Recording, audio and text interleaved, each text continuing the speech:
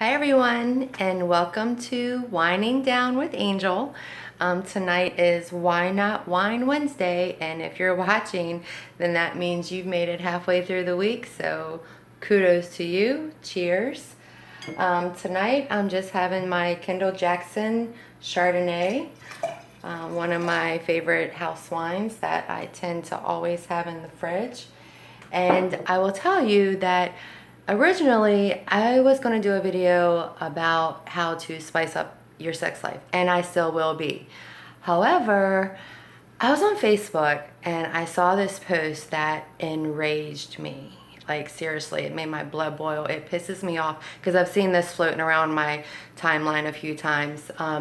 So what it was saying basically is, the government needs to have some type of card to dictate or put guidelines on how women, moms, should use their child support.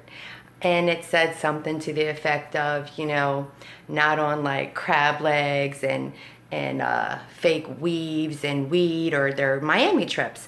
So I have so much to say about this. It just really pisses me off when I see that, because here's the thing. Well, first of all, cheers. Here's my first thought on that. Child support is really the wrong name for it. It really should not be called child support. And I have wrote up some little things I'm going to show you, because I need to show you. I need to have a visual for you to see my point. Okay, so it shouldn't be called child support. What it should be called is co-parenting resources. And the reason I say that is because you're co-parenting, okay? When we were together and we were married 10, 15 years and we were raising these kids, and our paychecks went in the same bank account and we paid our bills together. If you split everything down the middle 50-50, great. If you didn't work and you were a stay-at-home mom and dad paid all the bills, then, while you guys were together, he paid everything for the kid, or you guys split everything down the middle. But now that you're not together, then it's okay to just support the child, your child that you made together, okay? Half yours, half his, okay? Your child. So you think it's okay to just, kind of glide by and just support this child. No, you need to co-parent, and you need to provide equal amount of resources for the child that you two made together. He's no longer less of your child because you're not living in the same household. That daughter is no more less of your child because mommy and daddy are divorced, or girlfriend and boyfriend just decided they didn't want to be together anymore, so you don't have to do as much for that kid. You can just glide by with a state mandated amount to support your child. Co-parenting resources is what it should be called. So, when I'm on this little, rampage and I'm venting in my own head about some stuff, I wrote some stuff down because, again, I'm only, I'm speaking from my own experiences. I'm speaking from, things I've seen in my 41 years about this. And so, again, I've been drinking, but just think about it like this. So, mom and dad aren't together anymore. Dad moves out. Child is living with mom, okay, because typically child is with mom. If you're a super great dad and mom's a piece of shit and kids went with the dad, okay, fine, you can reverse what I'm saying, but I'm going to go with typically what the situation is. Child is with mom, okay? And also, when you look at my numbers, I'm lowballing it, okay? I'm saying these figures, I'm lowballing it because where you live, price of living, what your rent might be, what your mortgage might be, whatever. So I'm lowballing these numbers, okay? All right, so just stay with me here. Let's say the rent in the home that your child is living in. Rent, $800. Utilities, average, $300. Again, lowballing. Cable and internet, your kid's going to need cable and internet because he's got to do school projects, all that good stuff. He's going to need the internet, he needs to watch TV. Everybody has to have cable. Okay, $150. Cell phone, don't even say, well, I don't need to pay her a cell phone. You're not paying my cell phone. Your kid needs a cell phone. Nobody has house phones anymore, landlines. Your kid's got to have a cell phone to communicate with you, communicate with mom, whatever. You should be contributing to that. So cell phone, groceries, $300 a month. Again, lowballing. If you grew up with my son, and I'm averaging, $75 a week for your child. I'm not saying feed me. $75 a week for your child to eat. Growing up in a household with my son, he could eat $75 in a day. $300 for groceries a month, I'm saying. That totals $1,650, okay? Look at that. Then I'm gonna add in, school lunches. $100 a month for school lunches. Yes, you might say, oh, school lunch is only $2 a day. Yeah, well, maybe your kid wants a Gatorade. Maybe he wants a pretzel. I don't know. So I'm averaging $5 a day for lunch. $25 a week, $100 a month, okay? Sports. If your kid's in sports, why do you feel like you don't need to help or contribute with that anymore? Because you're simply not living in the home. Your kid's gonna play sports. You wanted that for him when you were together. Why don't you want him to strive and achieve in some sport now that you two aren't together? Sports. School picks. Okay, every parent dreads school picks because one, they always suck. School picks always suck, but they charge so much. Again, lowballing, say $60 for your school picks, okay, for the package. Clothes, shoes. I'm saying $200 quarterly or seasonal clothes or whatever. Again, lowballing because you can't buy a pair of Jordans for $200, much less what your child is going to need for that season to get through school. Okay, $200 for that.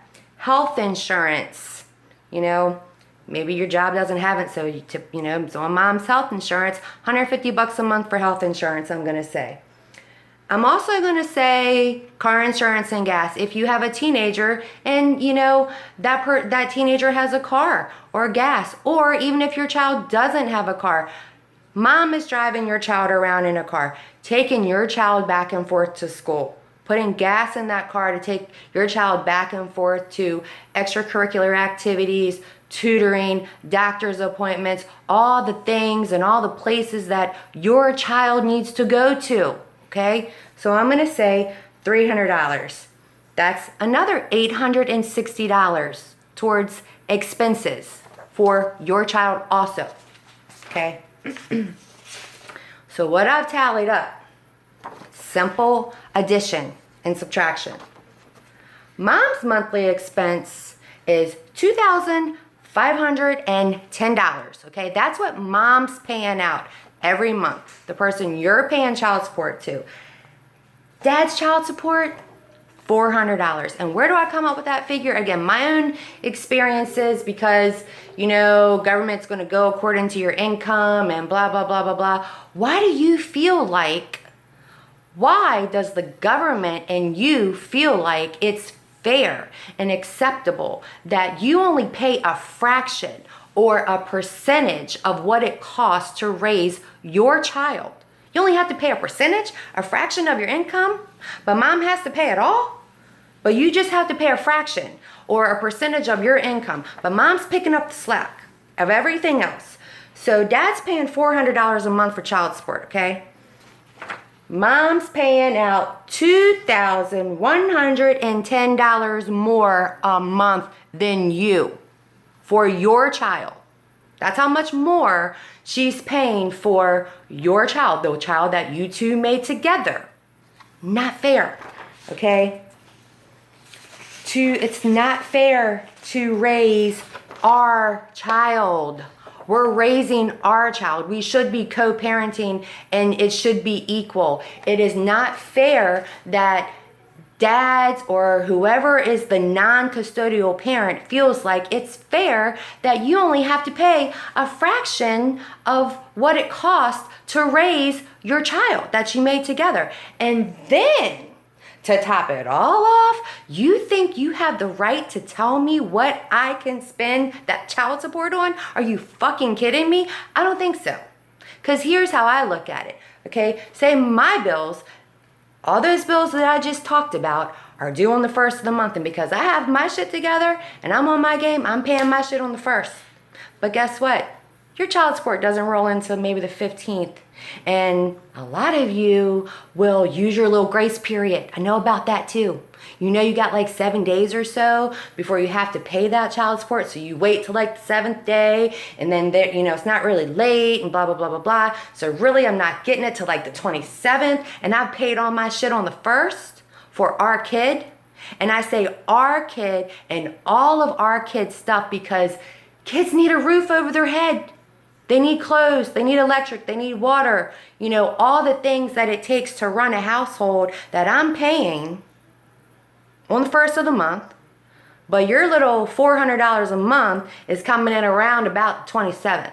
So you think on the 27th, you have a right to tell me what I'm going to do with my fucking child support? I don't think so.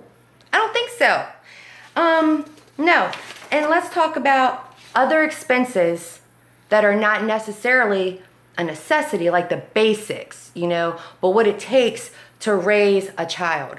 The things that your child needs in life throughout his adolescence, throughout his elementary, junior high, high school years, okay? Let's just talk about class parties, you know, the little notes that the teachers send out, Halloween parties, Christmas parties, and the moms got to rush out and buy or bake cupcakes and all that shit. How about Saturday at the mall with their friends? You know, they got a social life. You want to raise a good, well-rounded kid. You want them to have friends. You want them to go out. So, you know, you got to throw them 20, 30, 40 bucks to go to the mall because popcorn costs like 10 bucks or something. Get into the movies, $15.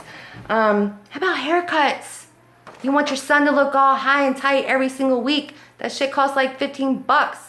20 bucks including the tip. So kids need haircuts. If you have a daughter, that gets even more expensive because they want the highlights and all that shit. Tutors. You know, you want the best education for your kid. At least you did when we were together. You wanted your child to have the best education that you could provide. Well, you know, your kid might be slacking in math. They need some help. And that tutor's like $75 an hour. Okay? Your little measly $400 a month child support ain't paying all that, okay? How about damn ice cream truck? How about ice cream truck? Because, you know, ice cream truck comes in, you know, like twice a week, summer months, whatever, every day. It's like $2 an ice cream. I don't know. Little shit like that. Where are you at? Let's talk about high school real quick. High school will kill a parent. Everybody knows how expensive high school can be. So I just jotted down a few things, you know. Homecoming dresses and tuxedos, limos, corsages, makeup, taking your daughter to the salon again. You know, when you were living in the house, you would have did that for your baby girl. You know, you would have taken her to the salon and had her nails done and her hair done and all that stuff. But, you know, now you and mommy aren't together. So don't call me. I send mama child support. You know, that's what the child support's for, baby girl. Like, mama should be, you know, using that child support to go pay that $200 salon price for your hair and your nails when you go to prom. Take that out of the $400 and then let mom do the rest with the addition, you know, the extra $200. You get my point? Cheerleading and football. Cheerleading and football. How expensive are those uniforms and cleats and all that stuff? College applications, you know, I could just go on and on and on and on and on. So, take a drink. I'm fired up. You think because you're not together anymore and you're being a good daddy and you're paying, and I'm talking about the good daddies. I'm not talking about the deadbeats that we gotta, you know, hunt down for years, and finally when we find you and we get a good address and everything, they start garnishing your paycheck and we might get like 75 bucks a week and you got like $4,000 in arrears. I'm not talking about you dads. I'm talking about the good dads, you know, that go to court and, you know, have to have some lawyer tell you what you should pay for your child, which is fucked up because if you're a real man, you know, you were living with this woman, you were living with this child, you know what it takes, you know what it costs to raise a child, you know what it costs to run a household, but you're going to sit in court and you're going to let a judge tell you that you can just get away with paying, you know, $400 or $500 a month for your child to live on. It's just not right. But then you think you have the right to tell me when your little check comes in the mail what I can spend it on? You're going to tell me I can't go get my hair done? You're going to tell me I can't go get my nails done? Bitch, I'm going to buy crab legs, and I'm going to get my nails done, and I'm going to buy my favorite bottle of cake bread wine for $80. I'll do whatever the fuck I want to do with that money when it comes in, because remember on the 1st, when I paid $2,600 out in bills for our child, your child support hadn't come in yet. So how do you think you can tell me what I'm going to do with the money when it comes in? That just doesn't make sense. You people who think, oh, well, you know, no, I don't think the government should really get involved with what you do with your money, but I think there should be some guidelines. Really? Where are the guidelines? You want to talk about guidelines? You want to talk about how much the government thinks is acceptable for the father or the non-custodial parent to pay how much child support? You want to go look at those guidelines. Go look at the guidelines that are set for people and how much they have to pay for child support. It sucks. That's where the government failed kids, because they're making it seem like, or it's acceptable for the non-custodial parent to pay such a low amount of child support when everybody knows it costs way the hell more to raise a child. They don't think about all this shit I just listed. And then for you to think you have the right to tell me what I can spend that money on when it comes in? Have you lost your fucking mind? Get the fuck out of here. I mean, this mother or father, whoever is raising the child, is working their asses off every single day. They're in the home. They're doing the day-to-day. They're seeing the kids come in with the runny nose, and, you know, they're seeing the letters come in about what these kids need and all these expenses. And you know what you have to do, Dad? You got to write a check, and you got to put it in the mail to us, okay? That's all you got to do, really, to just kind of stay afloat. Then you think you have the right to tell me what I can spend it on. Wrong. How dare you? Really. If I get that money, because sometimes you got to chase somebody for it. You got to chase them. You got to make them. You got to mandate them. You got to put warrants out on them to pay their child support. And then we finally get it, and you think you have the right to tell me what I can spend it on? You think you can dictate to me or put guidelines on it or humiliate me and put it on a fucking card? Like I got food stamps now? Like I got food stamps. I got a child support card, and when I go to the store, they're going to say, nope. You can't pay for that because you should be buying wipes, or you should be buying, you know, diapers or baby formula, or, you know, it's not for a kid, it's for you. How humiliating. What a slap in the face. Shame on you if you think you have the right to tell me what to do with that money after I spent my hard-earned money on every single other expense that our child has all month long, all year long, annually. And you only have to pay a fraction. You're only made to pay a percentage of your income. Tell me how that's fair. It's not. So how dare you and anybody else with your little Facebook memes tell me that you think it's okay that I gotta walk around and be humiliated and use that card, and you're gonna tell me what I'm gonna use it on for child support? Screw you. Change the system. It's wrong. I'm Angel. Peace out. Keep whining. Happy Wine Wednesday. Cheers. Love you all.